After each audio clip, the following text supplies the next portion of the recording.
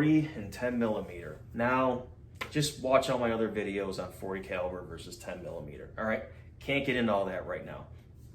But 10 millimeter, long story short, is the parent cartridge to the 40 caliber. It's the Magnum. A lot of people out there say, 10 millimeter, it's really not worth it. It's really just not much more power than a 40 caliber. Again, wrong. Kind of like Paul Harrell. Yeah, he's a big time YouTuber. Paul, if you ever see this video, yeah, you have a lot of awards. You've done great things with firearms, and you're probably maybe even better than firearms than me. But you're wrong on this one, Paul.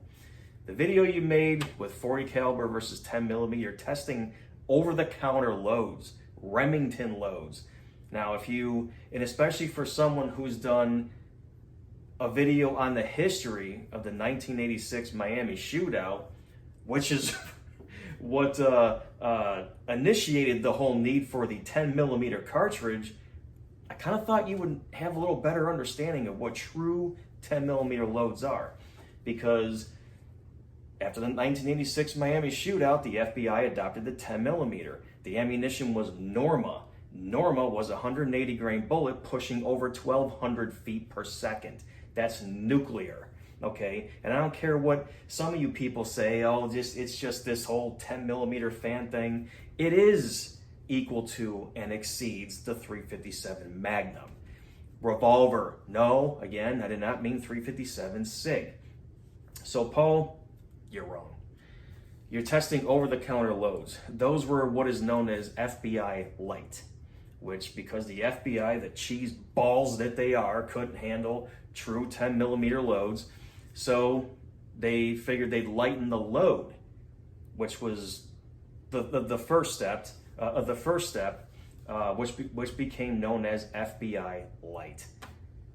Anyway, and then Smith & Wesson got involved, and they just shortened the casing and made 40 caliber. But anyway. All right, so Mr. Harrell, guess what I have today?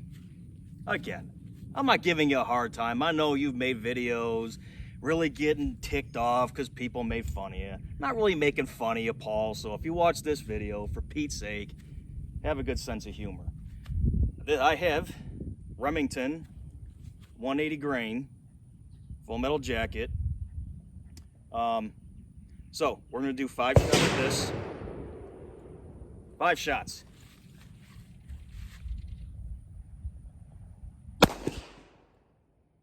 11-13. 11-14.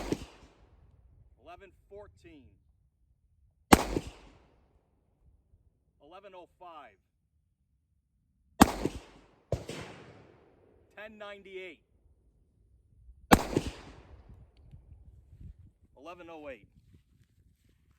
This is what's called your FBI light, because those cheese balls in the FBI can't handle actual frickin' full potential 10 millimeter loads.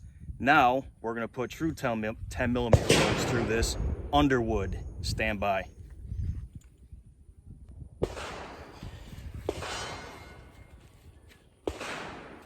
We now have 5 180 grain Underwood ammo Spear Gold Dot bullet.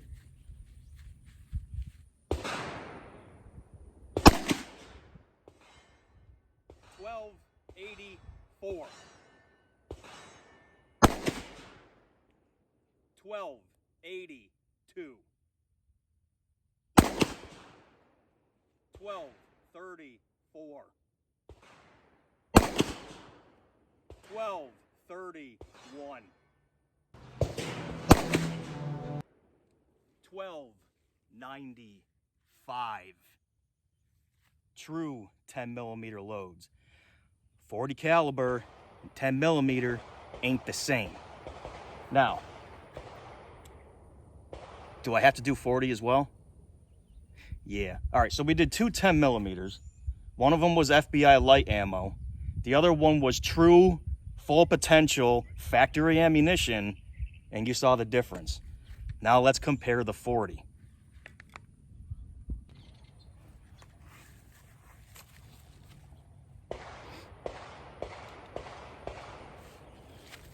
All right, Mr. Harrell, Glock 23, 40 caliber, same weight, 180 grain, full metal jacket. Just gonna do 5 shots. 952. 942. 995. 967. 902.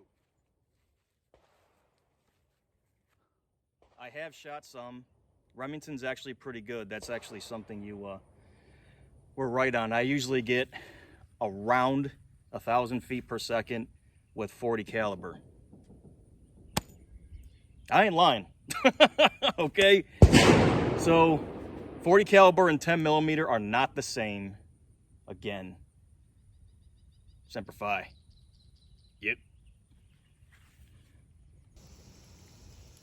I don't even know what kind of snake this is. Here I am, touching this hose like freaking crazy, and this thing's sitting right here by my hands. What the hell kind of snake is this? And it's big too.